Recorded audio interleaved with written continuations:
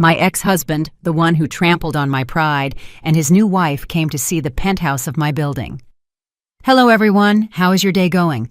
I hope you are always healthy and happy, and that you keep arrogant people far away from you. The story I bring you today is about a woman who was despised and humiliated by her ex-husband and his new wife. A situation that hurts just to imagine, but here is where the plot takes a turn. What would happen if the place where they show off their wealth was actually your property? The protagonist of this story, Salani, reunites with her ex-husband Jelani and his new wife and shameless mistress, Kalina. Kalina, with an air of superiority, says, Well, look who it is, the little loner. Honey, it makes me sad to see you so all alone. But not even in her wildest dreams could she imagine that the floor she is walking on belongs to the luxurious penthouse owned by Zelani. How embarrassed will they feel when they discover the truth? Isn't it satisfying just to think about it? The end of this story will bring you intense satisfaction in a very elegant way. Before we dive into this intense drama, take a moment to hit the like and subscribe buttons, and don't forget to turn on notifications. Your support is my greatest strength. All right, are you ready to see the moment when arrogance is punished with a cold smile? Let's start now. The morning sun spilled through the glass walls of a skyscraper that stood imposing in the heart of Atlanta. In the penthouse on the top floor, a beautiful woman dressed in an elegant power suit contemplated the hustle and bustle of the city at her feet. Her name was Zolani. On her finger, a diamond ring, simple but of undeniable sophistication, shone discreetly. She was no longer the Zolani of the past. The woman who always bowed her head and hid her tears behind her pillow had disappeared. Now she was the owner of this exclusive apartment, the Onyx Tower, the same building she was standing on. At that moment, the sound of firm footsteps approached. A handsome man with a strong build and dressed in an impeccable suit approached and wrapped his arms gently around her shoulders. It was Salani's current husband, Dakari, the man who had brought back the smile she had lost for years. What are you thinking about, babe? The meeting with the investors is about to start, Dakari asked with a warm voice. His gaze was full of love, completely different from the cold indifference she used to receive from her ex-husband. Zolani sighed and sketched a faint smile. I just still can't believe it. Before, I couldn't even dream of having a small apartment in a basement, and now I'm at the very top of my own building. It all seems like a dream. Dakari squeezed her hand. It's not a dream, Zolani. It's the result of your hustle, your tears, and your prayers. You deserve all of this. You are no longer the weak woman they abandoned. Dakari's words transported Zolani 5 years back. The wounds had healed, but the scars remained vivid in her memory. That was the darkest day of her life. In the cramped living room of her in-laws' house, cluttered with flashy objects to fake wealth, Zolani was kneeling on the cold floor. In front of her, her ex-husband Jelani and her ex-mother-in-law. Their faces were flushed with irrational, useless anger. The words of her then mother-in-law echoed in her ears. Her accusing finger pointed directly at Zolani's face. Look at Kalina. She's a career woman, beautiful, and makes serious money. And what are you? A parasite that just consumes in this house. Our Jelani needs a woman who elevates the family's status, not a burden like you. Zolani remembered perfectly having tried to defend herself with a trembling voice. But ma'am, I also worked to help Jelani. My paycheck wasn't very high, but I always did my best. Please, with your minimum wage, you could barely afford your hair products, Jelani interrupted her with a hurtful tone. There wasn't an ounce of defense in the man who once swore to protect her. On the contrary, he arrogantly wrapped his arm around the waist of the other woman standing next to him. It was Kalina. Kalina flipped her long weave back and laughed with disdain. Leave it, Jelani. If you keep getting mad, you'll only make this poor thing feel worse. Kick her out already.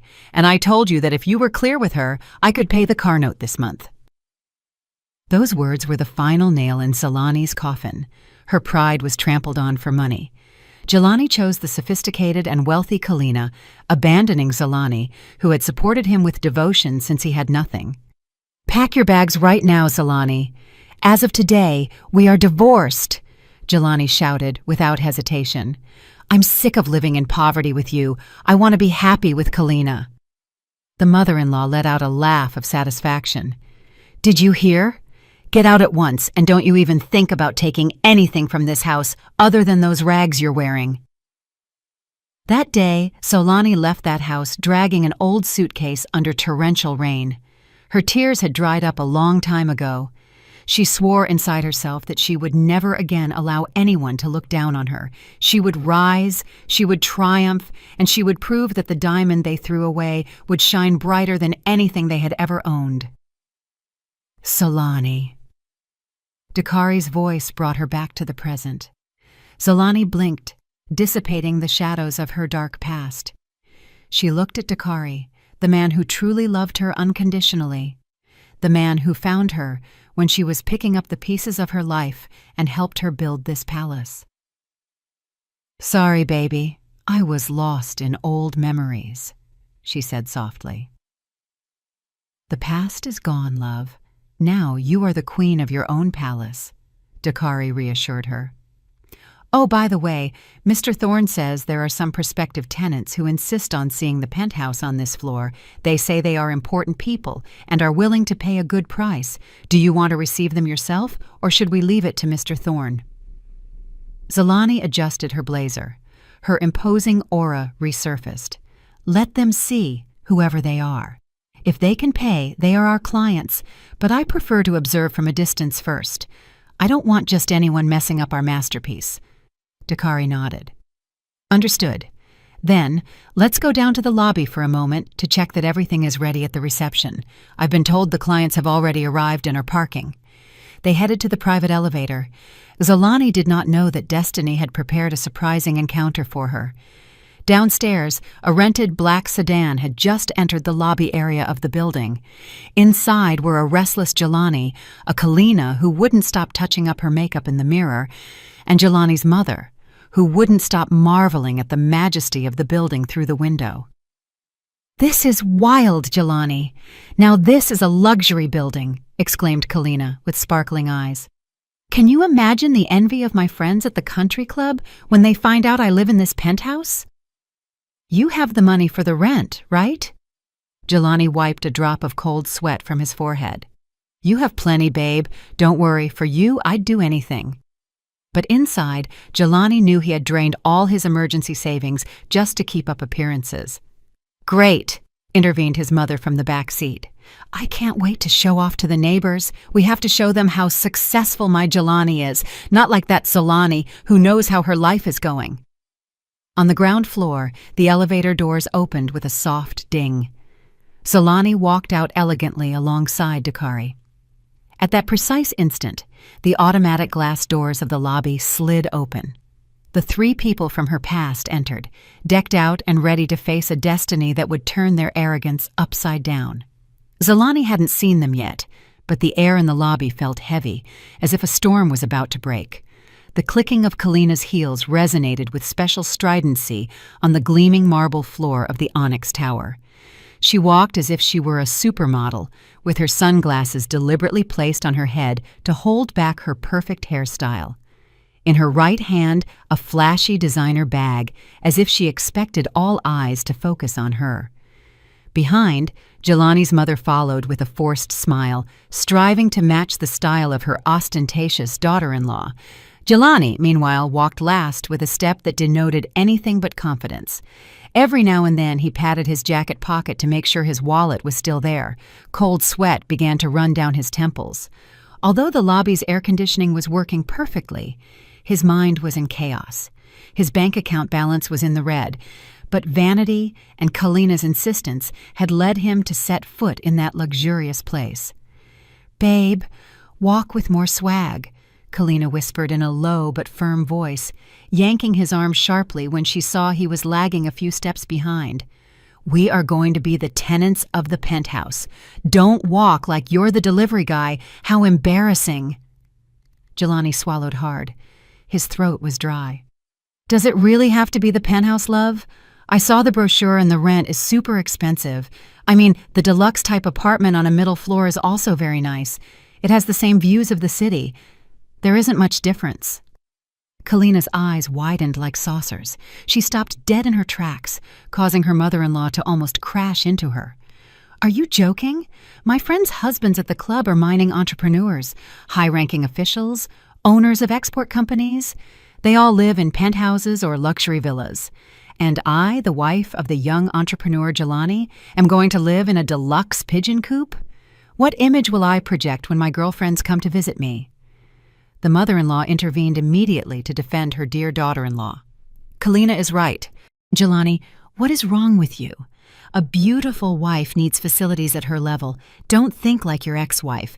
That Solani girl was from the sticks. You gave her a little room in a basement, and she was happy enough. But our Kalina is an asset to the family. She must be treated like a queen. If you become stingy, luck will slip away from you. Jelani sighed without daring to contradict his mother. But inside, he wanted to scream that his luck was slipping away precisely by keeping up with the lifestyle of the two of them. His printing business was doing poorly. Debts were piling up, and he had just taken out an online loan to pay the deposit for this apartment and pretend to be a winner in front of Kalina's family. Yes, Mama, it was just a suggestion, he replied weakly. They headed back towards the reception desk, which looked imposing with its black granite walls and a crystal chandelier. There, several employees in impeccable uniforms greeted visitors with kindness. Kalina dropped her bag on the counter, producing a dull thud to get attention. Excuse me, we are here to see the penthouse on the top floor. It's still available, right? My husband will pay for the year in advance in cash if necessary, she said loudly, so everyone around her could hear. The receptionist was a bit surprised by Kalina's tone, but smiled politely. Good afternoon, ma'am. Welcome to the Onyx Tower. Yes, that is correct. The royal penthouse on the top floor has recently been remodeled and is ready to be occupied. However, to visit the unit, you must first go through an identity verification process and be accompanied by one of our senior agents. Identity verification? Why so many complications? We are rich, not some bums looking to spend the night here, snapped the mother-in-law, losing her patience. My son is the director of a company. He has plenty of money. It's just swiping the card. There is no need to complicate it so much. Jelani intervened quickly before his mother caused a bigger scene. Excuse me, it's just that my mother doesn't like to wait. Please, process it as quickly as possible. Under Jelani's name, he handed over his ID with a trembling hand. While the receptionist processed the information, Kalina took out her smartphone. She started a live stream on her social media, pointing the camera toward the high and luxurious ceiling of the lobby. Hey everyone, I'm at my new apartment. Look how wild this is. It's super luxurious. My husband is the best. He felt bad that I was living in a normal house. Pray that the contract goes well, guys. As soon as I have the keys, I'll give you a tour. Kalina chattered to the camera with an affected and sugary tone. Jelani could only look at his wife with a vacant expression. He remembered the times with Solani. She never asked for anything, even saving on daily expenses to gather money for Jelani's business. Back then he thought Solani was boring and unsociable. Now drowning in debts to maintain Kalina's lifestyle, Solani's simplicity tormented him like a silent remorse. Oh, excuse me, asked Kalina suddenly to the receptionist, snapping Jelani out of his thoughts. What are the neighbors like here? I mean, are they people of our level? I hate having ghetto or noisy neighbors. The receptionist smiled with an enigmatic air. Don't worry, ma'am. The residents of the penthouse are very select people. In fact, the owner of the building herself frequently uses her private office on this very floor. She is a person of great distinction. That's how I like it. That is our level, right, Mama? Kalina said proudly, nudging her mother-in-law. Maybe I'll even become close friends with the owner. Maybe she can do business with Jelani. The mother-in-law nodded enthusiastically. Of course, honey. That's how high society relationships are, not like that Solani's neighborhood where only vegetable sellers from the market went in and out. They laughed quietly, mocking the past, not knowing that the owner of the building they spoke of with such hope was actually the person they detested most and wanted to avoid. Destiny seemed to be setting the biggest stage to strip their farce bare in just a few moments. "Mr. Jelani, Mrs. Kalina," called a marketing agent who had just come out of the elevator. "This way, please. I will show you the unit." Just as they turned to follow the agent, the doors of a private elevator in a corner of the lobby opened, but Kalina and Jelani, absorbed in their phones and their chat, didn't see who had just stepped out. Barely a few feet separated them, but the abyss of destiny between them was already immense. The agent, named Mr. Vance, guided the small group down a hallway of elevators with golden marble walls, enthusiastically explaining the facilities of the infinity pool and the private gym, for exclusive use by residents of the upper floors. Kalina nodded, adjusting every so often the sunglasses she didn't need indoors. Meanwhile, Jelani's mother was busy touching a huge vase in a corner of the hallway to check if it was real. "This elevator on the right is exclusive for the penthouse and VIP residents, so privacy is completely guaranteed," explained Mr. Vance while pressing the call button. In the instant the elevator doors opened with a ding and the light turned on, his attention shifted to two people standing not far away. A woman in an impeccable cream-colored dress without flashy prints was speaking seriously with a man by her side. The woman held a tablet, and the man took notes occasionally on his phone. The first to recognize them was Jelani. His steps stopped dead. His face, already pale, lost all color. His heart was racing, not out of love, but out of a mixture of fear and shame. Xolani," he murmured almost involuntarily. His voice got stuck in his throat. Upon hearing the name, Kalina turned her head sharply, narrowed her eyes, and scanned the woman in the cream dress from head to toe. A few seconds later, her lips twisted into a contemptuous smile. "Well, well, what a small world, honey." Kalina's shrill voice resonated in the silent hallway.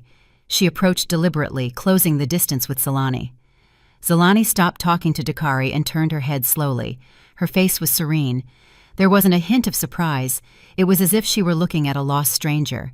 Her gaze was soft but piercing, completely different from the Xolani of 5 years ago, who always bowed her head in fear. "Well then, what are you doing here?" blurted Kalina, crossing her arms and looking at Xolani with a critical and challenging stare. "You wouldn't happen to be selling insurance in this expensive building? Or is it that you clean here now?" The mother-in-law stepped forward immediately to stand next to her daughter-in-law. She wrinkled her nose as if she smelled something unpleasant, even though a soft and expensive vanilla perfume emanated from Xolani. "No wonder the air suddenly got stale," she said loudly with sarcasm. "Turns out it stunk of past failure. Step aside. Don't get in the way of successful people." Jelani stood frozen behind his mother, not daring to look Xolani in the eyes. He felt insignificant. Although Xolani dressed simply, without his mother's flashy jewelry or Kalina's giant logo bags, a powerful dignity emanated from his ex-wife. But Jelani's panic-stricken brain refused to admit it. He preferred to cling to his mother's idea that Xolani must be in a tough situation. Dakari's jaw, standing next to Xolani, began to tense. His hands were already clenched into fists, ready to reprimand the rudeness of the two women in front of him. As a husband who adored Xolani, he couldn't stand them insulting her in her own building. "Excuse me, but watch your words," Dakari started to say, but a soft hand stopped him by grabbing his arm. Xolani shook her head and signaled him with her eyes. "Not yet. Stay still." Then Xolani looked alternately at her ex-mother-in-law and Kalina. There was no anger in her voice, only a cold and indifferent tone. "Go ahead, Mrs. Kalina. This hallway is wide enough for everyone. I'm not in anyone's way." "What an attitude she has," huffed Kalina, rolling her eyes. She pulled on the arm of Jelani, who was still paralyzed. "Let's go, babe. Don't look at her anymore. Don't want the poverty to rub off on us. We have to go up to see our palace." The mother-in-law spat discreetly to the side. Luckily, it didn't hit the marble floor, but it was a clear sign of contempt. "And let it be clear to you, Xolani, don't you even think about coming to ask Jelani for money when you see us living here. We will act like we don't know you." Xolani merely smiled slightly. a smile whose meaning was difficult for them to decipher. "Of course, ma'am.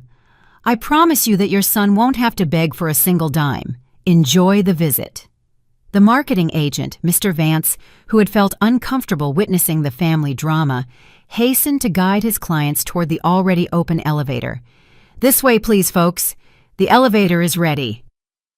Jelani's group entered the elevator. Just before the doors closed, Kalina gave Solani a mocking farewell gesture. Jelani, for his part, lowered his head deeply, avoiding a last exchange of glances with the woman he had abandoned. The elevator doors closed. The digital numbers above began to ascend. After their departure, silence reigned again in the lobby hallway. Dakari let out the air he had been holding, his breath agitated by suppressed anger. "Why did you stay quiet, babe? Those two have poison on their tongues. I wanted to call security right now to have them thrown out." Zolani looked back at her tablet screen as if nothing had happened, as if the insult a moment ago had just been a gust of wind. She tapped the screen a couple of times, checking the status of the penthouse her ex-husband was heading to. "Losing our temper in the lobby would only lower us to their level, honey," she replied wisely. She looked at her husband sweetly. "Let them fly high for now. The higher they fly with arrogance, the more painful the fall will be when they realize their wings are fake." Zolani turned her head toward the elevator that carried Jelani. "It's not the best comedy of the day. They want to brag about property in a place whose deed is in our safe." Dakari remained silent for a moment, and then a smile of admiration appeared on his face. He caressed Solani's head.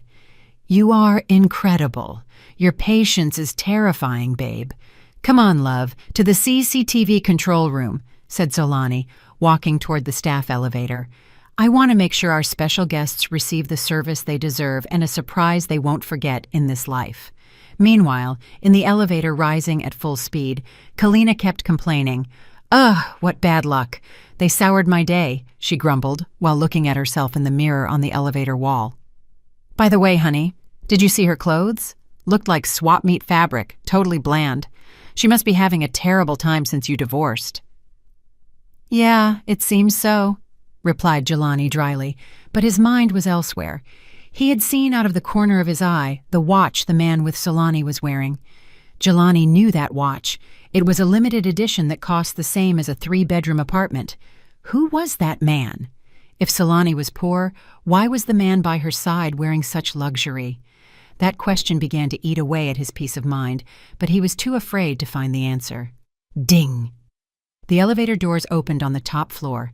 The true spectacle of wealth now unfolded before their eyes, ready to trap them in the illusion they themselves had created.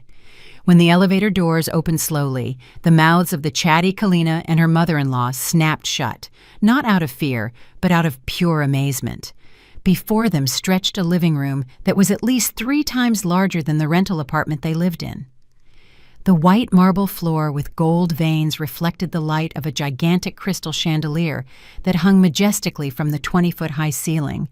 Huge glass windows stretched from wall to wall, offering a breathtaking panoramic view of the metropolis at their feet. The low clouds seemed to be at eye level, giving the sensation of being in a palace in the sky. "My God!" exclaimed the mother-in-law.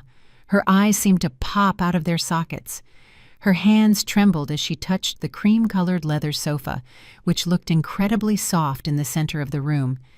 This is heaven on earth, son. Just this sofa must cost more than our neighbor's car." Kalina was not far behind. She ran straight to the large window and opened her arms as if she wanted to embrace the entire city. "Incredible! Incredible! This is the life, baby!" she shouted euphorically. She spun around, and the skirt of her dress puffed out. Then she looked at Jelani with bright, demanding eyes. "Look at this, honey. This landscape is perfect for the background of my social media promo photos. I don't care. We have to live here, period." The marketing agent, Mr. Vance, smiled politely. It was a professional smile trained to deal with clients who are easily dazzled by luxury. "This is the Royal Suite type. It has an area of 3,800 square feet. Smart home system, 3 bedrooms with ensuite bathrooms, a private office, and exclusive access to a helipad if necessary." "Helipad!" exclaimed the mother-in-law, ecstatic. She hit Jelani hard on the shoulder. Did you hear, Jelani? A helipad? That means that when we are even richer, we can buy a helicopter and park it upstairs. Oh, I imagine the face that corner store clerk will make when she finds out we live in such a spectacular place. She'll have a heart attack. Jelani could only force a tense smile on his face. He clutched the price sheet he had just received from Mr. Vance tightly. The figures it contained churned his stomach. The annual rent was equivalent to 2 years of revenue from his printing business, assuming it went well. But the reality is that right now, the business was completely stagnant. "Babe, why are you standing there? Take some pictures of me," urged Kalina, posing with her legs crossed on the black granite bar counter. "Quick, and get the angle to make me look elegant." Jelani obeyed with a tired step, took out his phone and photographed his wife, who posed busily as if she were the queen of the world. On his phone screen, a notification from an online loan app appeared fleetingly. "Your loan payment is due today. Please make the payment immediately to avoid penalties." Jelani hastened to swipe the notification away before Kalina saw it. "Very well, Mr. Vance," said Jelani, trying to make his voice sound deep and authoritative, although cold sweat continued to run down his back. "But is there any special discount if we pay in cash? I mean, if we pay a year in advance?" Kalina frowned upon hearing the word discount. "Honey, don't be cheap. A rich person doesn't ask for discounts like they're buying peppers at the market. Just pay. What is wrong with you? You are a businessman." Mr. Vance nodded understandingly. "Of course, there is a small discount for paying a year in cash in advance, sir. However, the management policy of this building is very strict. In addition to the rent, you must deposit today a security deposit equivalent to 3 months of rent so we can reserve this unit and ensure no one else contracts it." 3 months. Jelani's breath hitched. That meant he had to shell out hundreds of thousands of dollars right today. "That's nothing," intervened his mother arrogantly. She walked around inspecting the kitchen equipped with imported appliances. "Pay it, Jelani. Don't think about it. It's for the prestige of our family. You wouldn't want to be treated like your ex-wife, right? Look at her. With those clothes, you could tell she couldn't afford this place, even in her dreams." Kalina got down from the bar stool, approached her husband, and linked her arm through his. "That's right, honey. Did you see Solani down there? I imagine how green with envy she'll get when she finds out we live in this penthouse. It's a demonstration, baby, a demonstration that you chose the right woman. I am a diamond, and a diamond doesn't need a cardboard box, but a luxury case." Kalina's words were a double-edged sword. On one hand, she praised herself, and on the other, she pushed Jelani into the abyss. Jelani looked at his wife's heavily made-up face. She was beautiful, yes, but that beauty demanded a price that was drowning him. She was different from the old Solani, who always said, "You don't need to buy me expensive things, honey. Let's save that money for the business." "All right, love. I'll see what I can do," replied Jelani in a low voice, surrendering to his own pride. Mr. Vance looked at his watch. "Very well. Why don't you take a look at the master bedroom? The keys are there. I'll step out for a moment to confirm via phone with my manager the availability of the unit. It seems there is another interested client making an offer." "Another client?" Kalina was alarmed. "You can't give it to another. This is mine, honey. Make the transfer now. Don't let them take it from us." "Enjoy the views in the meantime, folks. I'll be right back," said Mr. Vance, bowing politely before leaving the penthouse. As soon as Mr. Vance left and the door closed, the mother-in-law took off her shoes and threw them carelessly near the door. "Oh, these heels are killing me. Jelani, look if there is a bathtub in the bathroom. I feel like a hot bath tonight." Jelani rubbed his face roughly. "Mama, we haven't signed the contract yet. Don't do weird things." "It's going to be ours in no time," replied Kalina lightly. She headed to the master bedroom. "Honey, come here. This room is wild. The bed is king size, and it has a private balcony inside the luxurious master bedroom." Kalina threw herself onto the fluffy bed, laughing out loud, a laugh of empty victory. "I feel like the Queen of Atlanta. It's incredible that you brought me here, baby. I did well marrying you." Jelani stood in the doorway of the bedroom, watching Kalina roll around on the bed. He put his hand in his pants pocket, took out his phone, and opened the banking app. The figures on the screen were bleak. He racked his brain. Could he call an old friend to borrow money, or maybe secretly mortgage his mother's house? Perverse and desperate ideas began to invade his mind. For this boundless vanity, Jelani was willing to do any foolish thing. Meanwhile, in another room of the same building, a pair of eyes watched his movements through a high-resolution monitor screen. Jelani was sitting in a comfortable office chair sipping hot jasmine tea.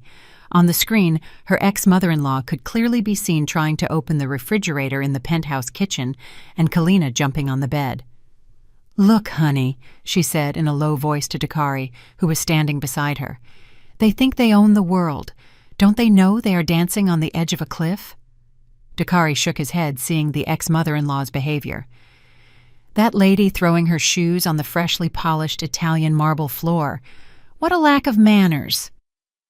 "Let them," Solani smiled slightly, but there was determination in her eyes. "Let them fly as high as possible in their fantasy. 5 more minutes. In 5 minutes, Mr. Thorne will enter and wake them from their sweet dream." On the monitor screen, Jelani was seen pacing nervously around the penthouse living room, making an urgent call to someone. Solani could guess that her ex-husband was asking to borrow money. "Actually, I feel a bit sorry for him," murmured Solani, "working so hard just to fill the black hole called appearances." "That is his choice, babe," Dakari reminded her. "Now it's our turn to teach them a lesson about what true ownership is." In the penthouse, Kalina's voice was heard calling her husband. "Jelani, come take a selfie with me on the balcony." The shout echoed off the luxurious walls that would soon become silent witnesses to the fall of their pride. Jelani hung up the phone with a face of frustration. His friend had refused to lend him money. He took a deep breath, put the mask of the fake smile back on, and headed toward his beloved wife, who demanded the world from him. "Yes, honey, I'm coming," answered Jelani as he headed to the balcony, without realizing that his time was running out. The painful moment of truth was approaching them by the second. In the control room, Dakari clenched his fists so hard his knuckles turned white. His gaze did not leave the monitor screen broadcasting live from the penthouse. On the screen, Jelani's mother nonchalantly took a bag of potato chips out of her large purse. She ate greedily and then, without any qualms, brushed the crumbs from her fingers into the crevices of the imported cream leather sofa. "This is too much. Solani, look at your ex-mother-in-law's behavior," growled Dakari. His voice trembled with contained anger. "That sofa cost thousands of dollars. We ordered it specially from Italy, and that woman treats it like it's a bench in a dive bar. I'm going to order the security guards to get them out of there right now. This is vandalism." Dakari tried the intercom to contact the security room, but Solani's soft hand stopped him instantly. Solani looked at her husband with a calm but firm gaze. "Calm down, honey. Don't rush," she said softly. "If you kick them out violently now, they'll play the victim. They'll go around saying the building owner is arrogant. We don't need that kind of cheap drama." "But Solani, they trampled on your pride, and now they are dirtying your house," protested Dakari. "Exactly, babe." Solani smiled slightly, a smile that contained 1,000 meanings. "Let them get big-headed. Let them feel that that sofa, those views, that luxury, everything is theirs. The more they feel they own it, the greater the shock will be when they discover they have no right to it. The mental punishment is much more painful than being kicked out by a security guard." Solani looked back at the monitor screen. "Besides, Mr. Vance is about to return to that room to demand payment. That will be the first act of their fall." Meanwhile, in the penthouse, the atmosphere was like a small party. Kalina had already taken dozens of photos in every corner of the room. She sat next to her mother-in-law, fanning herself with the apartment brochure. "Oh, Mother, when we move here, you have to come visit us often. We'll have a family reunion, so those aunts who criticized us will shut their mouths, seeing Jelani's success," chattered Kalina with a proud tone. "Of course, daughter. I am very proud of you. You are a blessing for our Jelani. Not like that other one. That's Zalani. That one only brought bad luck, replied the mother-in-law while chewing the chips. Hey, Jelani, why is your face so pale? It's under the air conditioning. Jelani, who was standing by the window, was startled. He quickly wiped the sweat from his forehead. No, Mama, I'm just a little dizzy. Maybe I haven't had breakfast? Actually, his head hurt from thinking about where he was going to get hundreds of thousands of dollars in a matter of minutes. Suddenly, the penthouse door opened. The marketing agent, Mr. Vance, re-entered with a card terminal in one hand and a thick folder of contracts in the other. Mr. Vance's face still wore a kind smile, but now his gaze was sharper and more professional. Sorry for the wait, Mr. Jelani. Mrs. Kalina, he greeted politely. The good news is that this unit is still available, and my manager has approved reserving it especially for you for today. That's great, exclaimed Kalina. Delighted. She jumped up and hung on Jelani's arm. See, honey? If you are good, life rewards you. Come on, babe. Pay up already. I'm dying to show off the keys to this apartment on Instagram. Mr. Vance placed the card terminal on the marble table. Following our company procedure, to secure this royal penthouse unit, you must pay the deposit and the first month's rent right now. The total amount is $100,000. Here you go, Mr. Jelani. That cold room suddenly seemed like an oven to Jelani. The figure of $100,000 resonated in his head like a death sentence. He looked at the terminal with terrified eyes. $100,000, he repeated with a cracked voice. No, couldn't I transfer it tomorrow? I think I reached my transfer limit for today. Kalina elbowed him hard in the ribs. Honey, don't be ridiculous. You have that platinum card with a super high limit. Pay with that one. Jelani grimaced. The credit card Kalina was referring to had actually already exceeded its limit last month when he bought her a designer bag, but he couldn't admit it in front of the marketing people and especially in front of his mother. Ah, yes, one moment. Jelani rummaged in his wallet with trembling hands. He took out a black credit card. Inside, he prayed for a miracle to happen in the bank system and for the transaction to be approved. Mr. Vance took the card and swiped it through the terminal. Beep. Mr. Vance's fingers danced over the numeric buttons. He entered the amount and then held the terminal out to Jelani. Please enter your PIN. Jelani keyed in the 4 digits with hesitation. The seconds he waited for the receipt to come out felt like hours. Beep. The terminal screen lit up red. It showed a short but lethal message. Transaction declined. I'm sorry, sir. The transaction has been declined, said Mr. Vance with a neutral tone. Kalina huffed with annoyance. But why is it declined? Honey, did you enter the PIN wrong because of nerves? Sure, it's because the chip is dirty, excused Jelani nervously. Mr. Vance, try it again, please. Mr. Vance tried again. The result was the same. Transaction declined. The mother-in-law was starting to lose patience. Oh, Jelani, pay with another card and be done with it. Don't make me nervous. How can a businessman's card not go through? Jelani's face was now red with shame. He took out a debit card from another bank. It was his main account, where he didn't even have $1,000. He knew it wouldn't work, but he had no choice but to buy time. Try this one, he said weakly. Mr. Vance swiped the card. Jelani entered the PIN, and again a sharp sound came from the terminal. Beep, beep. Insufficient funds. This time Mr. Vance no longer smiled kindly. He looked at Jelani suspiciously. Excuse me, Mr. Jelani. This card does not have sufficient funds for this operation. Do you have another card, or do you prefer to cancel the reservation? Kalina's eyes widened. Her face flushed with shame and anger. Cancel? What are you talking about, Jelani? Do you really intend to rent me an apartment? Why isn't any card working? Are you doing it on purpose so we can't live here? That's not it, honey. Surely the bank system is down, excused Jelani. His voice was getting weaker. Mr. Vance, I am sure there is money. It must be a network error. I can wait 5 more minutes, sir, said Mr. Vance firmly. His tone had turned cold. But if the payment is not made, I regret to inform you that you will have to vacate the unit. We have a visit from another VVIP client scheduled shortly." "And who is that VVIP client?" asked the mother-in-law spitefully. "We aren't VIP? My son is rich." In the control room, Solani smiled with satisfaction, seeing the panicked expression on Jelani's face. "The time has come, honey," she said, getting up from her seat and heading to Dakari. "Mr. Vance has done his part. Now it's the building owner's turn to enter the scene to resolve this mess."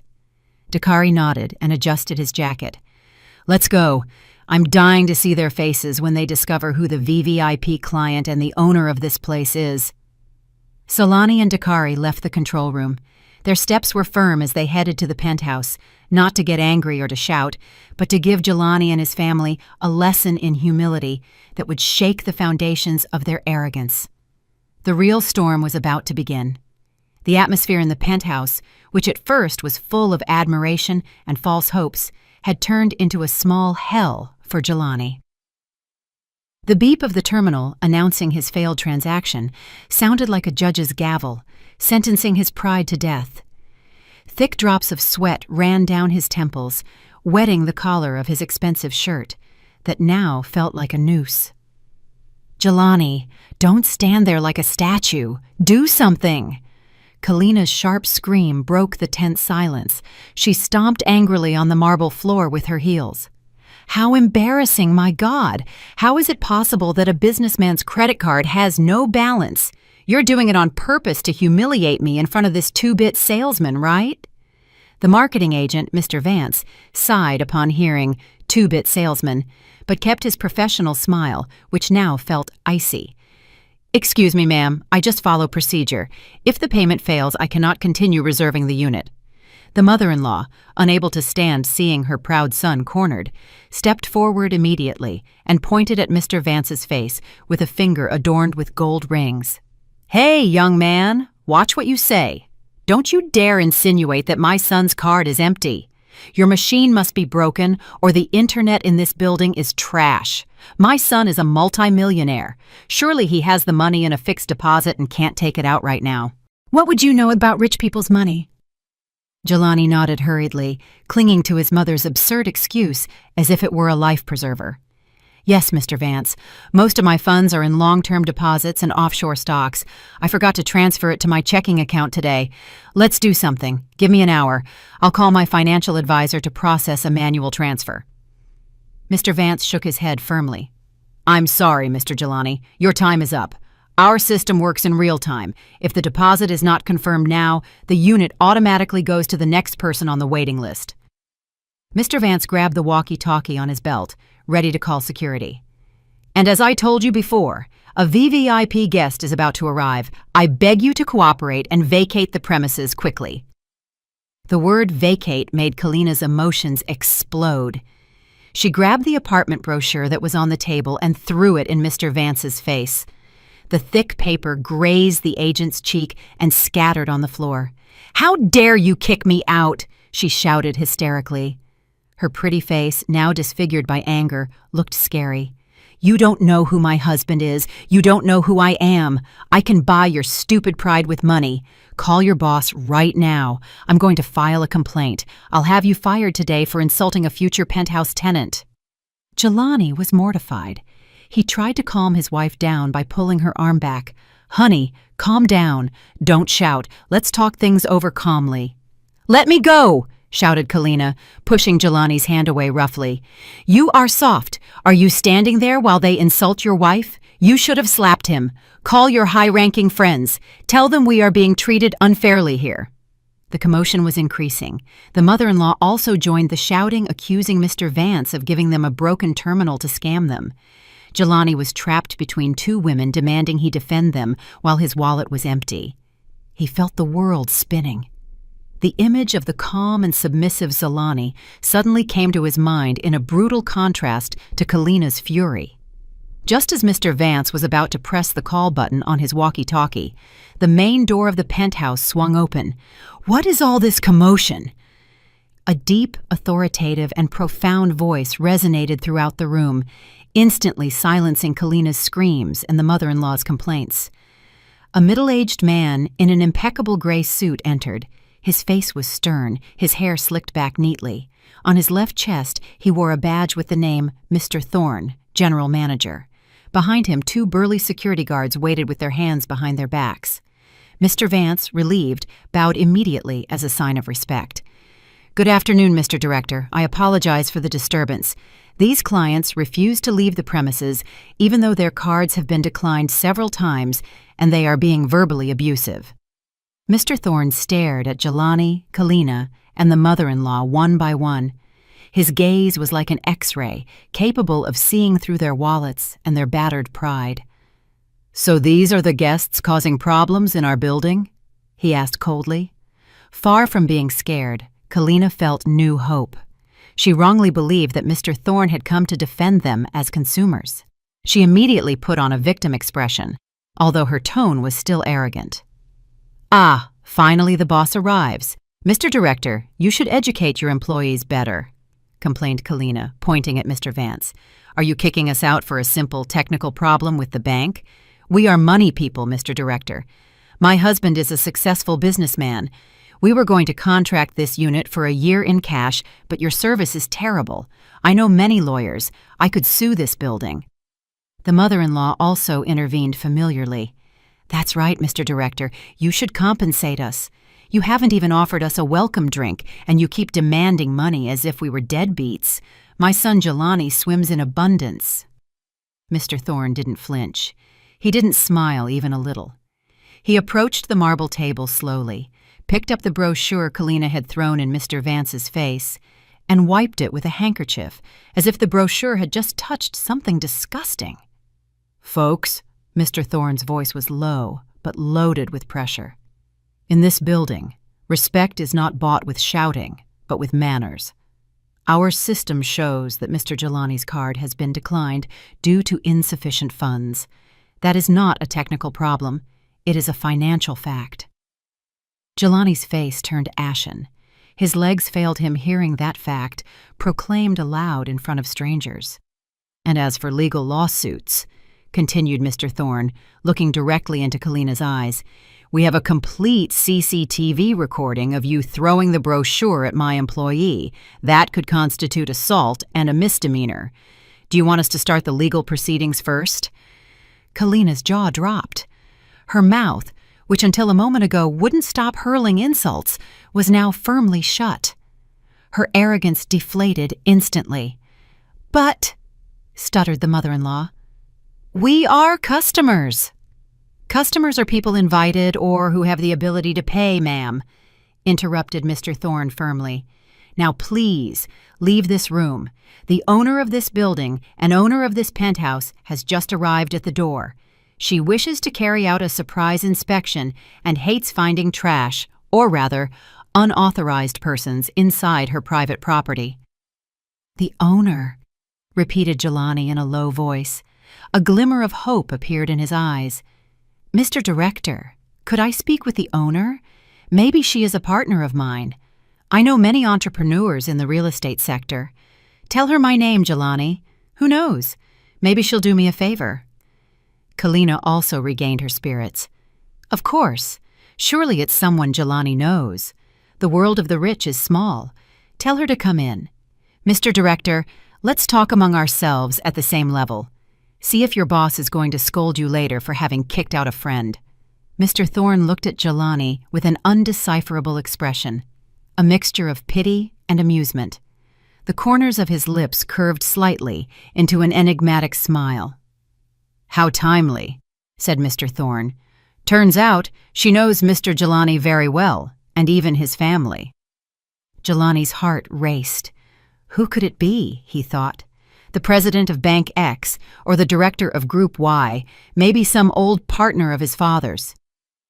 "Well, tell her to come in already," urged Kalina, impatient, believing she had won the game. "What are you waiting for?" Mr. Thorne nodded discreetly to the security guard standing by the door. "Open the door wide. Welcome the president of the Onyx Tower." The large double doors opened completely. The light from the hallway projected the silhouettes of 2 figures standing imposingly in the threshold. The sound of thick-soled men's shoes was heard, accompanied by the echo of slow but firm heels. Jelani narrowed his eyes, trying to see the face of his expected savior, but the moment the figure entered the light of the room, Jelani's hopes shattered. His knees failed him completely. There was Zelani, not the humble Zelani, nor the weak Zelani. It was an imposing Zelani with her chin high, radiating an aura of absolute power. By her side, like a faithful protector, was Dakari. Kalina's eyes widened. It looked like they were going to pop out of their sockets. "You!" she shouted in a state of shock. Her trembling finger pointed at Zelani. "What are you doing here? Did you come to ask for a maid job?" Mr. Thorne interrupted her immediately with a loud and resonant voice. He introduced his guest with deep respect. "President Solani, Director Dakari, welcome. All staff are awaiting your instructions." Silence. A suffocating silence took over the room instantly. Time seemed to stop. Kalina stood with her mouth open. The mother-in-law froze with the bag of chips in her hand, and Jelani felt as if the floor beneath his feet had just collapsed, swallowing him whole. What broke the silence of the penthouse was not an explosion, but Kalina's sharp, forced, and strident laughter. She grabbed her stomach, cackling until tears came, as if she had heard the funniest joke in the world. She pointed at Mr. Thorne and then, with a trembling finger, at Zelani. Oh, my stomach hurts. What actors! You deserve an Oscar," she exclaimed between forced laughs. She looked at Zelani with contempt. "Hey, miserable widow, how much did you pay this old man to say this building is yours? $100 or a sandwich? Seriously, your efforts to impress me are pathetic." The mother-in-law, who was previously in shock, caught Kalina's blind confidence. Her tense face relaxed, returning to her characteristic expression of disdain. She waved her hand in front of her face. "Phew, and I had believed it. Almost gave me a heart attack. Kalina is right. How is a nobody like Zelani going to own such a big building? If before she bought rice on credit, owning a luxury apartment, Zelani, wake up, child. Stop fantasizing." But Jelani wasn't laughing at all. His eyes were fixed on the diamond ring on Solani's ring finger, on the authentic leather briefcase Dakari held, and on the aura of authority that no one could fake. Jelani knew Zelani perfectly. He knew she wasn't good at lying, and what scared Jelani the most was the genuine submission Mr. Thorne and Agent Vance showed towards Zelani. It wasn't an act, it was the pure respect of a subordinate towards their superior. "Kalina, Mama, shut up, please," whispered Jelani with difficulty, as if he were drowning. "Why shut up? Let's unmask this fraud," Kalina emboldened herself. She approached Zelani with her chin high. "Hey, Zelani, why don't you say anything? Are you ashamed that your lie got caught? Admit it. Surely you are a cleaner here and you stole the keys from the boss to give yourself airs. Oh, maybe you are the mistress of the old owner of this building." Mr. Thorne was about to reprimand Kalina for her insolence, but Zelani raised a hand indicating to her director to remain calm. Zelani didn't back up a step. She looked Kalina directly in the eyes, a look so serene but so sharp that it seemed to penetrate to the bottom of her soul. Slowly, Zelani smiled, not a kind smile, but a pitying smile. "Go on, Kalina," said Zelani with a low voice, but one that resonated clearly in the room. "Let out all the trash you have in that little head of yours. The more you talk, the more you are exposing yourself as the only ghetto person in this room." Zelani averted her gaze, as if Kalina no longer deserved her attention. She passed by her and walked calmly toward the sofa where the mother-in-law had sat before eating chips. Zelani ran her fingertips over the leather surface of the sofa and saw the scattered crumbs. "Mr. Thorne," called Zelani without turning around. "Yes, President," replied Mr. Thorne quickly. "This Italian-imported Chesterfield sofa is stained with cheap food crumbs," said Zelani coldly. "Take note, replace this sofa with a new one immediately or donate it. I don't want an object in my penthouse that rude people have sat on." It was like lightning. The word hit directly in the mother-in-law's chest. The old woman's face turned red with shame and anger. "Look how she talks. You are calling me dirty. I am your ex-mother-in-law. You should kiss my hands instead of insulting me. Ex-mother-in-law. Zolani turned slowly. She arched an eyebrow. Excuse me, but if I recall correctly, 5 years ago, you yourself told me that I was nothing anymore and not to set foot in your house again. Under what pretext should I respect an intruder who dirties my property? Kalina, feeling ignored, shouted again. Hey, stop acting powerful. Where is the proof that this building is yours? Where? You are just a charlatan. Dakari, who had remained by his wife's side, finally opened the small briefcase he was carrying.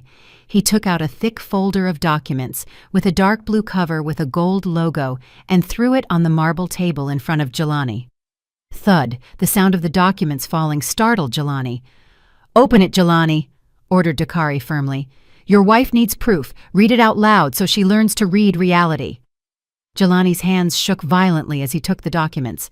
His palms were soaked in cold sweat. He turned the first page. It was a simple note from the property registry and public deed in Solani's name, not just of one unit. Attached was the ownership certificate of the company that managed the entire Onyx Tower. Jelani's eyes widened like saucers, and his breath hitched. The letters on the paper seemed to dance, mocking his stupidity. How? How is it possible? Moaned Jelani in a low voice. His knees failed him. He couldn't support his own body and collapsed onto the floor. Kalina snatched the documents from her husband's hands. What's wrong, babe? Why have you lost your strength? She read what was written, and her eyes rounded perfectly. She turned the pages again and again, looking for a flaw, a trace of forgery, but everything was authentic. The notary's seal, the registrar's signature, and there Solani's name as sole administrator. This is fake. You forged the deed, accused Kalina hysterically, but her voice was starting to sound desperate. It's impossible.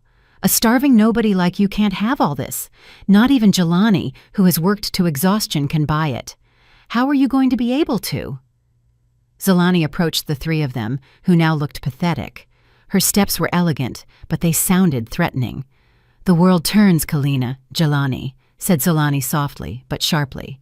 Before, you discarded me like trash because I didn't have money. You called me a burden. You said I wasn't on your level. Zolani opened her arms, showing the luxury of the penthouse surrounding her. Now I am the owner of the building you coveted so much, the same place you bragged about on social media as if it were yours. And you are here like failed tenants who can't pay the deposit, with the credit card declined, insufficient funds, and the worst attitude. Jelani lowered his head deeply. Tears of regret began to appear in his eyes. His shame was now unbearable. He wished the earth would swallow him. He realized that the woman he had despised and abandoned for the wasteful Kalina was actually a woman capable of conquering the world. The mother-in-law, seeing the real proof, changed her attitude instantly. Her fawning nature came to light. She approached Zolani with a pitying face and tried to take her hand. "Zolani, my daughter," said the mother-in-law with a falsely sweet voice. "Honey, before was just a joke. I knew you would triumph. My prayers have always been with you. Oh, how proud I am that my daughter-in-law has become a great president." Zolani withdrew her hand before the mother-in-law touched her, as if avoiding something dirty. Her gaze was icy. "Stop the theater, ma'am. Tickets for that show are sold out." Zolani rejected her firmly. Kalina, seeing her mother-in-law fawn, felt even more cornered. Her great pride prevented her from admitting defeat. She threw the deed on the floor. "Bah, surely you got it with black magic or dirty money," she shouted blindly. "Jelani, let's go. I don't want to be in this cursed place anymore. It stinks of spiritual poverty." "One moment." Dakari stopped them when Jelani tried to get up with difficulty. Dakari looked at Jelani harshly. "You can go, but after resolving a matter." "What else now?" snapped Kalina. "You have entered private property without permission. You have caused a disturbance. You have dirtied the facilities, and you have verbally assaulted my employee," explained Dakari calmly. "Mr. Thorne, Calculate the material and immaterial damages they have caused today.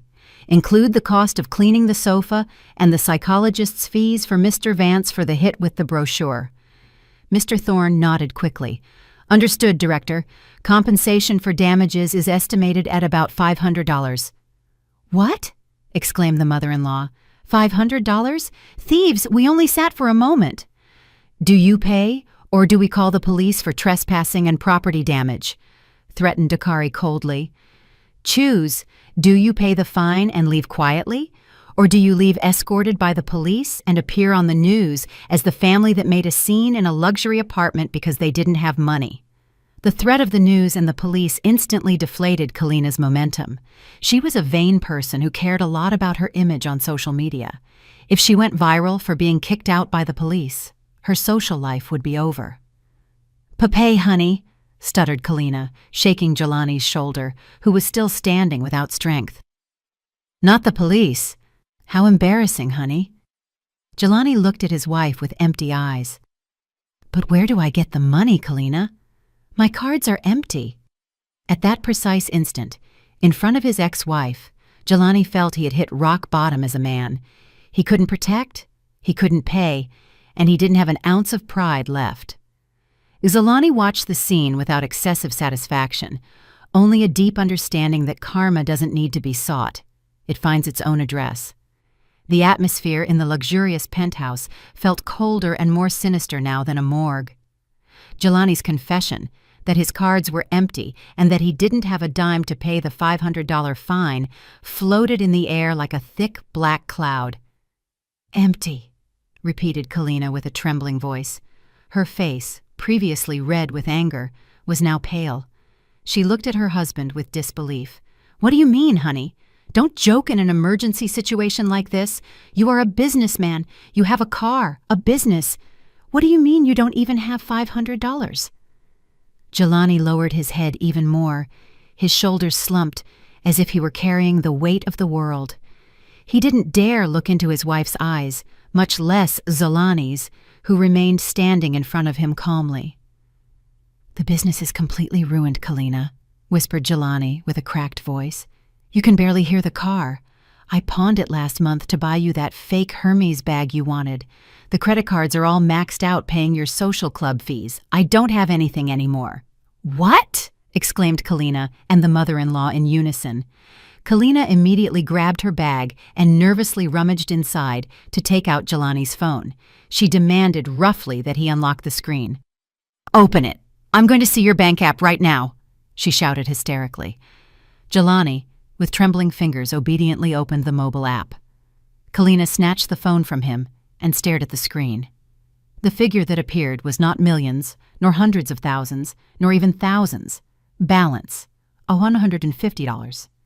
And below a notification of late payment for an online loan of $20,000 whose deadline was today.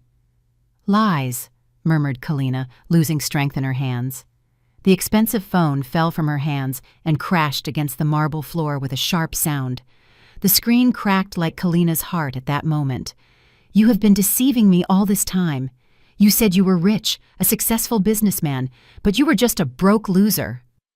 The mother-in-law, who was watching the situation, also began to get hysterical. She shook Jelani. "Jelani, tell me it's not true. How did you go broke supporting this one? Where are my savings that I lent you for the business? Don't tell me you spent them too." Jelani could only cry in silence. They were the tears of a man whose pride had been shattered in front of the woman he had abandoned, Zolani, and the woman he had idolized, Kalina. "I'm sorry, Mama. Forgive me, Kalina. I just wanted to make you happy. I thought if our life was luxurious, luck would accompany us, but I was wrong." "You weren't wrong, you are crazy!" shouted Kalina, losing her mind. She hit him in the chest with her bag again and again. "Scammer, useless man! If I had known this, I wouldn't have married you. I regret it. I regret it so much." The scene was truly ironic. The family that barely 5 minutes ago boasted arrogantly of fake wealth was now attacking and blaming each other for money. Zolani watched the drama of their ruin with an impassive expression. There was no joy in her heart, only deep compassion. In the end, Jelani and his family lived in a hell they themselves had created, a hell called appearances. Enough! Zelani's voice cut through the commotion. It was calm but firm. Kalina stopped hitting. Her breathing was agitated. The tears had run her thick makeup, leaving her looking disastrous, like a clown in the rain. Zelani approached them. "Look, $50, which is nothing to me, have been able to destroy the harmony of your family in a matter of seconds. It is truly pathetic." Zelani turned to Dakari. "Honey, cancel the claim for damages." Dakari frowned. "But Zelani, they—" "Cancel it," interrupted Zelani, softly but firmly. "Demanding money from someone who doesn't know if they will eat tomorrow is like extorting a beggar. I don't want their money. Their money doesn't bring good luck." The expression, extorting a beggar, hit Jelani's face harder than any slap. He felt flayed alive. The ex-wife he had despised for being poor now pitied him, considering him little better than a beggar. Zelani looked back at Jelani. "Keep the $150 you have left in the account well. Jelani, use them for a taxi home. The rental car downstairs surely has overdue payments too, right?" Jelani nodded stiffly. His face burned with indescribable shame. "I forgive you the $500 fine," continued Zelani. Her voice resonated majestically in the wide space. "But on one condition." The mother-in-law, who was crying, raised her head immediately. Hope shone in her eyes. "A condition? What condition, Zelani? If it's not money, I'll do whatever." Zelani smiled slightly, a smile that sent a chill down Kalina's spine. "You cannot leave through the main door, nor use the VIP elevator," said Zelani, pointing to a back door near the kitchen. "You have to leave through the freight elevator and the emergency stairs in the back. It is an appropriate path for those who arrived with a mask of lies and leave with failure on their backs. The freight elevator." Kalina's eyes widened. "That elevator that trash collectors and construction workers use. I am not an influencer. I am not going down through such a dirty place." "If you refuse, suit yourself," said Dakari indifferently, taking out his phone. "In that case, the police and viral option is still on the table. I just have to press a button, and in 10 minutes the press will gather in the lobby to await the arrest of a scammer influencer and her bankrupt husband." Kalina's face paled instantly. Being labeled as a scammer and going viral was something she feared more than death. "Pay, honey," she stuttered. No, don't call the police," she exclaimed, terrified. She turned to Jelani with a look of contempt. "Let's go already. Our problem is not over. When we get home, you're going to get it." Mr. Thorne signaled to Mr. Vance. "Mr. Vance, guide them to the back door. Make sure they leave the building through the side door that leads to the dumpster without stopping anywhere." "Understood, Director," replied Mr. Vance firmly. There was a strange satisfaction on his face as he guided the people who had insulted him moments before. Jelani stood up with trembling knees. He tried to look at Zelani once more, with the hope of finding some ember of their old love. "Zelani, Go, Jelani." Zelani interrupted him without turning. She turned her back and approached the large window. "Don't dirty today's beautiful landscape with your face full of late regret." With hesitant steps and heads bowed, Jelani, Kalina, and the mother-in-law were led through the luxurious kitchen to a gray steel door in a corner. It was the door that led to the suffocating freight elevator and the dark emergency stairs. As the steel door opened, an unpleasant smell from the building's garbage, still unprocessed, hit Kalina's upturned nose directly. "Ew! Gross!" she protested, covering her nose. "Walk!" shouted Mr. Vance firmly. There were no more polite smiles. The steel door closed behind them with a dull sound, as if closing forever a page of Zelani's past.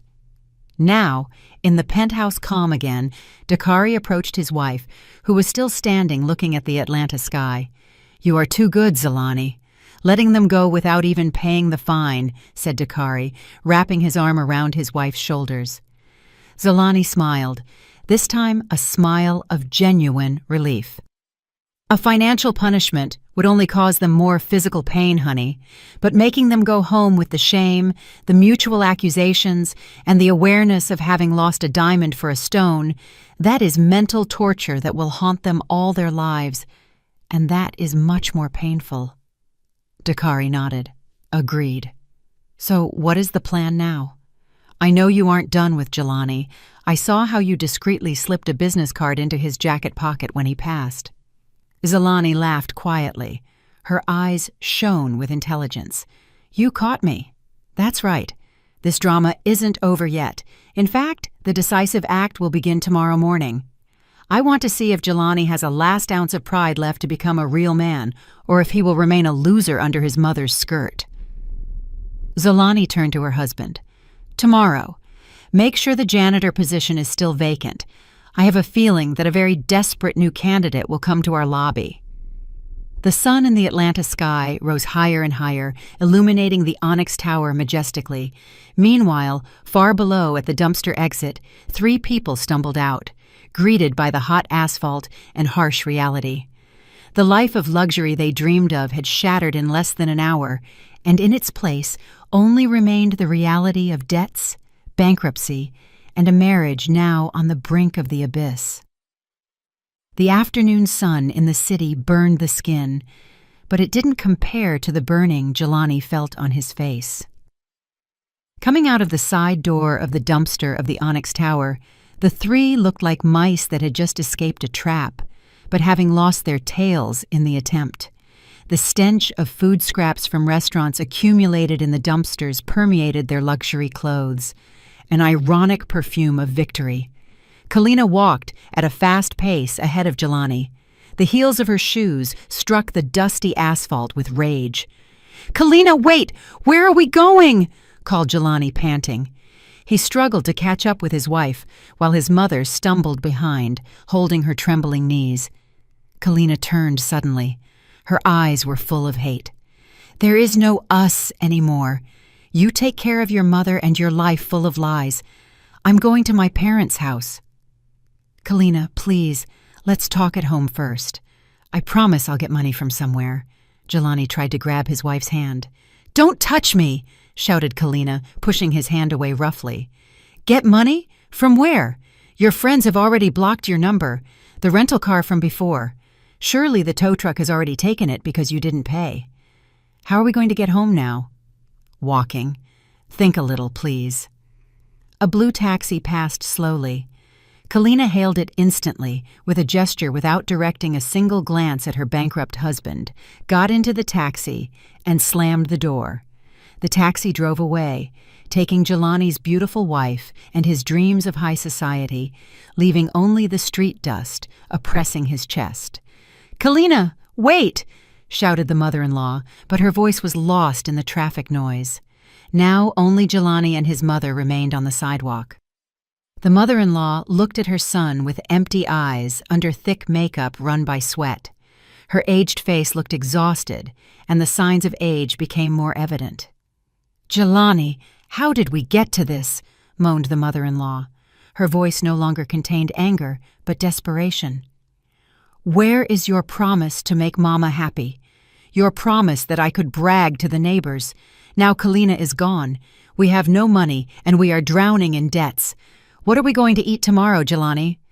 Jelani dropped onto the curb. Not caring that his expensive suit got dirty with dust, he covered his face with his hands. The calm and dignified face of Zalani that he had seen before returned to his mind. "It's our punishment, Mama," he murmured with a broken voice. "Once we threw away a diamond to keep a stone. Now the stone has rolled away, and we are left with empty and wounded hands." With the last $150 he had left in the account, just withdrawn from a convenience store ATM, Jelani ordered a rideshare to return to his cramped rental apartment. The way home felt unusually long and silent. There was no longer his mother's chatter bragging about her son, only the suppressed sobbing of an old woman who sensed that her old age would be bleak. Upon arriving home, the atmosphere was even more desolate. The door was ajar. Jelani entered with his heart in a fist. As expected, the closet was open and empty. Kalina's clothes, her fake bags, and her fake jewelry had disappeared. Only a piece of paper remained on the rickety dining table. Divorce papers will arrive next week through my lawyer. Don't look for me anymore. Jelani crumpled the paper. He laughed miserably, as if he had lost his mind. She's gone, Mama. She's really gone as soon as the money ran out, he said to the empty space. That night, Jelani didn't sleep. He sat on the steps of the entrance with the only company of mosquitoes and his mother's coughing from inside the room. They hadn't paid the electricity for 2 months, and they were about to cut it off. He rummaged in his jacket pocket, wanting to smoke a cigarette to calm down, but he didn't find a pack of cigarettes. His fingers touched a paper of thick and luxurious texture. Jelani took it out.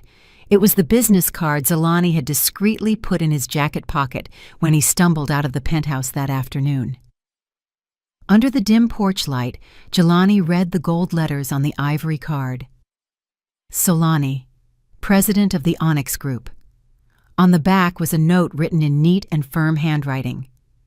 A man's pride is not measured by the expensive clothes he wears, but by the courage with which he assumes responsibility for his life. If you are tired of being the king of a fake fairy tale, come tomorrow at 8 a.m. The back door is always open for those who want to work hard and start from scratch. Solani. Jelani couldn't finish the sentence. He felt a tightness in his chest. It was like receiving one slap after another. The ex-wife he had divorced for not being on his level had become the only person offering him a way out when the world turned its back on him. Jelani didn't give him money. She gave him a chance to wash away the sins of his laziness and vanity. The effort to start from scratch, murmured Jelani. The idea of becoming a cleaner or a warehouse worker in his ex-wife's building was, of course, extremely humiliating. His pride rebelled. An ex-businessman turned cleaner. What will people say? But then he heard his mother groan with hunger from the room. He saw his empty wallet, remembered Kalina's contemptuous look. Pride. What pride is there to protect when your mother goes hungry and debts harass you? Jelani pressed the business card against his chest. Tears ran down his cheeks. That night, among the ruins of his life, Jelani made the most important decision. He would kill the fake businessman Jelani that night, and a new Jelani would be born the next morning, even if that meant swallowing humiliation more bitter than bile. The next morning, a radiant sun shone over the financial district. The Onyx Tower stood firm, reflecting the golden light. In the rear parking area, where employees and workers entered and left, the morning attendance check was taking place. The cleaning staff, in their dark blue uniforms, were preparing by grabbing their battle tools, brooms, mops, and rags. Exactly at 8 in the morning, a man approached the rear security post. He no longer wore an expensive suit. He wore a slightly worn white shirt and simple black pants. His hair was no longer impeccably slicked with gel, but looked clean and tidy. His face still showed signs of fatigue, but his gaze radiated a different determination. It was Jelani. He approached the marketing agent, Mr. Vance, who was talking to the head of security. Mr. Vance recognized the man instantly. He arched an eyebrow with surprise. "Mr. Jelani," he called hesitantly. "What are you doing here? Did you come to look for yesterday's rental car?" Jelani shook his head in silence. He took a deep breath, throwing the last vestiges of his pride into an imaginary trash can. With a slightly trembling but firm hand, he handed Solani's business card to Mr. Vance. "No, Mr. Vance," replied Jelani with a low but clear voice. "I have come to look for work. President Solani told me there was a vacancy on the cleaning team."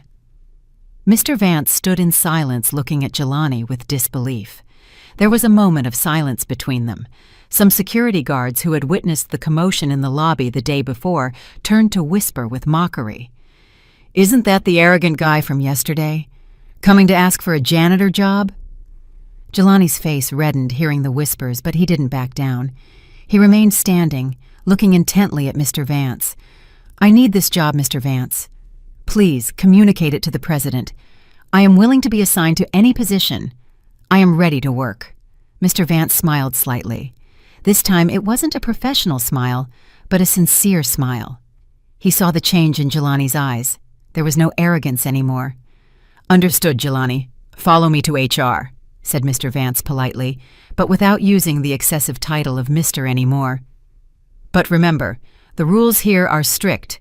No special treatment for knowing the owner." "I know," replied Jelani. On the top floor, behind the glass walls of the penthouse, Jelani watched a CCTV monitor showing the rear checkpoint area. She saw Jelani walking with his head down, following Mr. Vance. Dakari was standing next to Jelani, holding his wife's waist. "He came." Jelani nodded. A faint smile appeared on her lips. "He came, honey.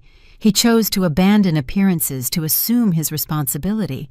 At least a part of the goodness he had, the one I once loved, was still there."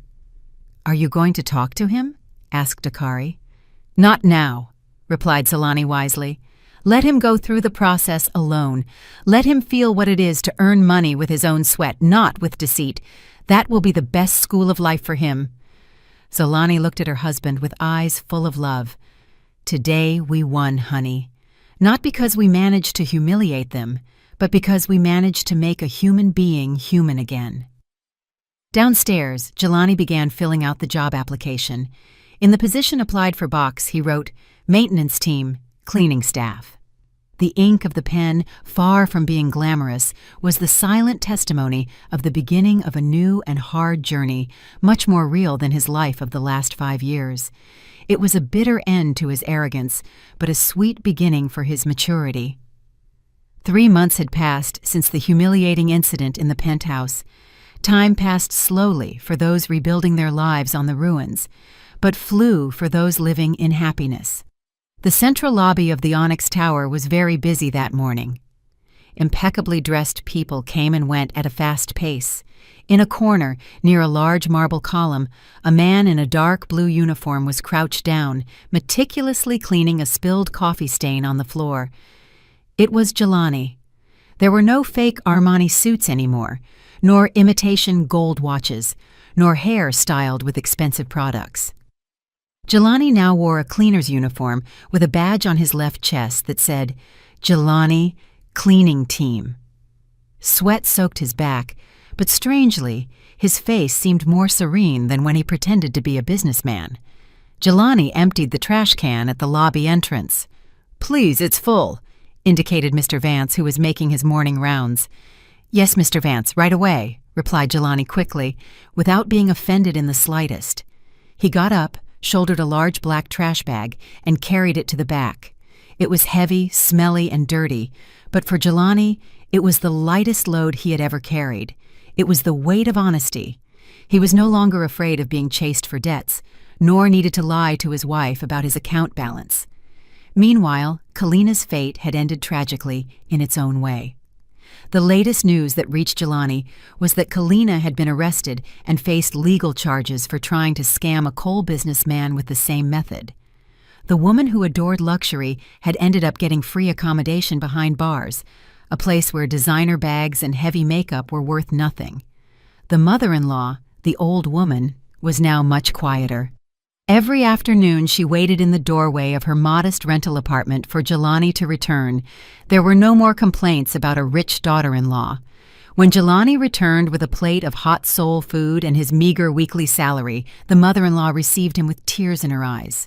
She had learned that a meal bought with her son's honest money tasted much better than a luxury banquet paid for with suffocating debts. That afternoon, a luxury sedan stopped in the lobby. The doors opened, and Jelani stepped out alongside Dakari. Jelani's aura shone even more. She had just received the Businesswoman of the Year award. The lobby employees bowed politely. "Good afternoon, President. Good afternoon, Director." Jelani responded to their greetings with a kind smile. Her gaze landed immediately on the figure of Jelani, who was cleaning the floor near the entrance. Jelani realized that Jelani had arrived. He stopped what he was doing, straightened up, and bowed his head respectfully, not as an ex-husband, but as an employee towards the business owner. Jelani signaled Dakari to stop for a moment. She approached Jelani. Jelani's heart raced, not out of love, but out of immense respect. "How is the job, Jelani?" asked Jelani softly, without an ounce of mockery. A genuine question from a superior. Jelani raised his head and looked into the eyes of the woman he had abandoned. He didn't see resentment in them anymore. He saw serenity. "Good, President," replied Jelani firmly. "Thank you for giving me this opportunity. With my first paycheck, I paid my mother's overdue electric bills and bought her medicine. I'm saving the rest to pay my old debts." Zelani nodded slowly, and a faint smile appeared on her lips. "I'm glad. This lobby floor has never been so clean. It seems you are better at working with your own hands than cleaning up appearances." Jelani smiled bitterly, but his eyes were sincere. "I have learned a lot, President. I have learned that a man's honor is not measured by the expensive clothes he wears, but by the courage with which he assumes responsibility for his life. I want to ask for your forgiveness for all my past. I know an apology won't change anything, but I want you to know that I regret it." Zelani stared at Jelani. She saw his hands now rough and calloused, the hands of a hard worker. "The day you bravely walked through the back door and picked up that broom, I had already forgiven you, Jelani," said Zelani sincerely. "The past is over. Now concentrate on being a good son to your mother. Let your fatigue be the price you pay to wash away your sins." Zelani then turned to Dakari, who looked at her with pride. "Let's go, honey. The board of directors is waiting for us." Dakari wrapped his arm around Zelani's shoulders. Before leaving, Dakari patted Jelani lightly on the shoulder. "Good job, Jelani. Keep it up." "Thank you, Director," said Jelani, bowing. Zelani and Dakari headed to the VIP elevator and left the lobby. Zelani didn't look back. For her, Jelani was no longer the shadow of a painful past. He was just one of the hundreds of employees working in her skyscrapers. Zelani had obtained the greatest victory, not seeing Jelani destroyed, but seeing him heal from the disease of the soul that had ruined his life. Appearances. Jelani returned to the handle of the mop. He saw his reflection on the marble floor he had just cleaned. He no longer saw the figure of a pathetic fake businessman. He saw an ordinary man fighting to straighten out his life, one floor at a time. Outside the building, the sun shone brightly. But in the hearts of Zelani and Jelani, the storm had passed. Each had found their true place. Zelani, at the peak of success with humility, and Jelani on the ground floor with a new awareness. Life goes on, and the floor of the Onyx Tower shone brighter today than ever, reflecting the light of honesty that had finally defeated the darkness of appearances. Don't judge people by the clothes they wear today. The wheel of life turns incessantly. Luxury built on the foundations of appearance and debts will crumble in the blink of an eye. On the contrary, success forged with effort, honesty, and patience will remain firm forever. The true value of a person does not reside in the possessions they flaunt, but in their manners, their sense of responsibility, and how they treat others. Did you like the story, and which city are you listening from? Let's meet in the comments. If you liked the story, you can support me by sending a super thanks so I can keep bringing more stories like this. Thank you so much for your sweet support. I'm looking forward to your comments on the story. On the screen, you can see 2 new life stories that I highly recommend. There's so much more on my channel. Don't forget to subscribe. See you in the next life story with love and respect.